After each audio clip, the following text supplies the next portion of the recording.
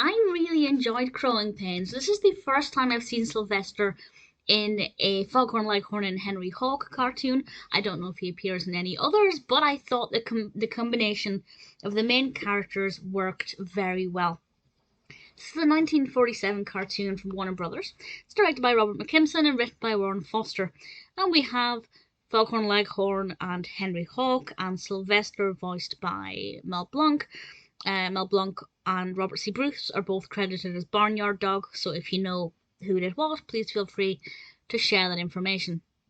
And it's got the basic setup of the Foghorn Leghorn and Henry Hawk narrative, where Henry Hawk decides that he's going to go and catch the bird, and Foghorn Leghorn does everything he can to try and convince him that he is not a rooster. And instead, he convinces him that Sylvester is a rooster. And Henry does everything he can to try and capture Sylvester, and Sylvester is obviously very confused because Sylvester knows that he's a cat, but Henry Hawk's not taking his word for it. I really enjoyed Sylvester in this. I thought Sylvester was great fun. He's well animated, but there's just something different about him. I think it's his nose. I think his nose looks bigger than it does in Sylvester and Tweety cartoons. I don't know if that's a fact, so if you do know anything, please feel free to share that information.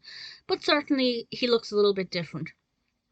Henry Hawk sounds a tiny bit like Tweety Bird, obviously all voiced by Mel Blanc. So I was kind of drawing similarities there. One thing I will say is that when Henry Hawk was put inside the egg, which will make sense when you see it, I feel like he shrunk in size. And I don't know if he did. I didn't, stop and compare frames side by side. But I feel like he became much smaller. When he's in Foghorn Leghorn's hand, he just, inside the egg, he seemed to be a lot shorter. So that's something that I kind of picked up on as being maybe not perfect, but as I said, I didn't compare eggless and egged Henry Hawk side by side, so it could just be, the way things were drawn. But I liked it. I loved the ending. In fact, I won't say anything about that exactly, but it took me by surprise, and I really enjoyed it. The characters work really well together.